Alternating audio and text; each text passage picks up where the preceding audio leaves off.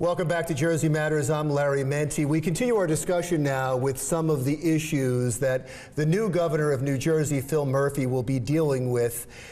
We already talked about taxes and his promise to increase taxes and the effect on property taxes.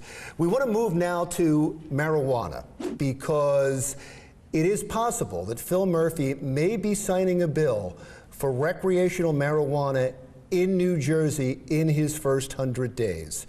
To talk more about that is Scott Rudder, who is the president of the New Jersey Cannabusiness Association.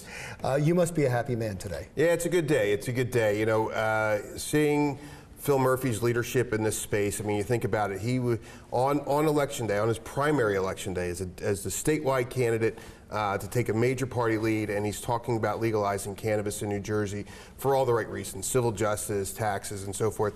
That he took that leadership early on, and he's kept it all the way through, and so it is an exciting day for the cannabis industry. He can't do this alone. There has to be legislation, and right. He has to sign the legislation. Are you confident that's going to happen?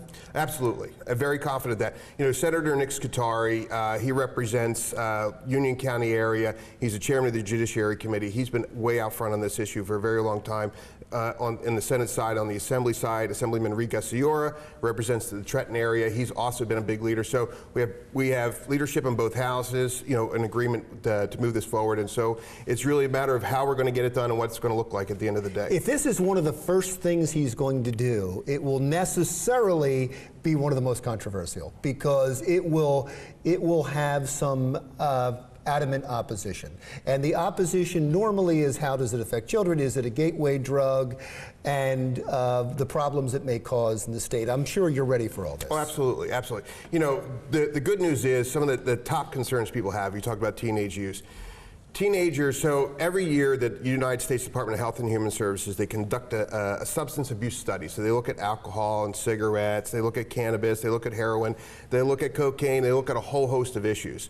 Even though now, for the first time in history, we have 30 states that have legalized cannabis in some form or another, teenage use is actually at a 20-year low. So we know that legalization is not having a negative impact on teenage use. In fact, for whatever reason, teenagers are moving away from cannabis. So that's the good news when it comes to that. We're also looking at, you know, people talk about, well, you know, traffic fatalities, they'll go up if we legalize. Other studies are out there right now that showcase that, you know, Washington State and Colorado, this study that was recently done, was published this past summer, they talked about traffic fatality rates, and they looked at those two states.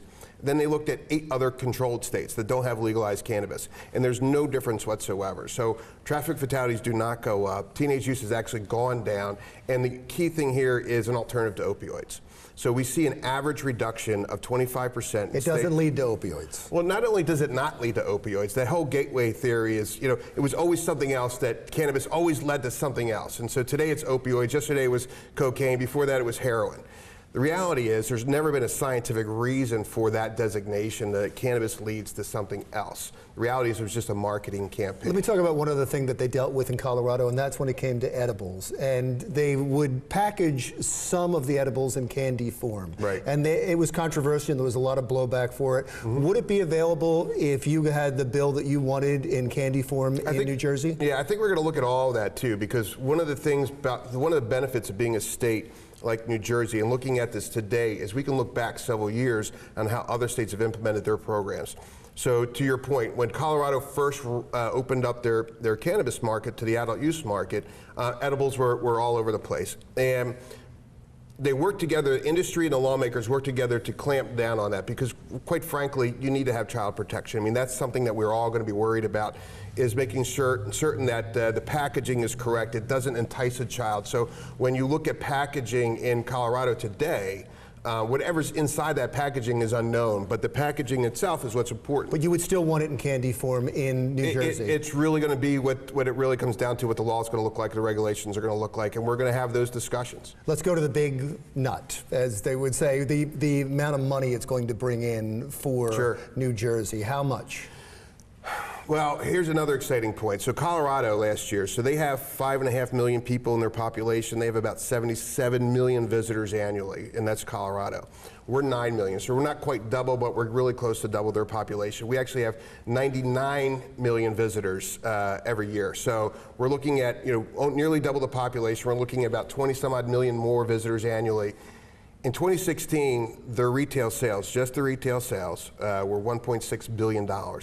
The first 8 months of 2017, Colorado retail sales were $1 billion. They're going to surpass their previous points. And how would it be taxed? Do you know? That's part of our discussion. So one of the things we want to make certain is that we are right size in the market, because part of what we want to do is dry up the black market. So we don't want the cannabis that is sold legally to be more expensive than the cannabis that is sold on the street today illegally. So how that taxing is structured and how the pricing is structured is really going to drive what our motivation is, which is drying up that black market, getting those drug dealers off the street corners. Oh, I'm sure we'll be talking again over the next 100 days. Yeah, it's going to be an exciting time. I appreciate you coming in. Scott Rudder is president of the New Jersey Cannabusiness Association. When we come back, we will continue our conversation about some of the big issues that Phil Murphy will be facing. Up next, schools and the formula for funding schools, when Jersey Matters continues.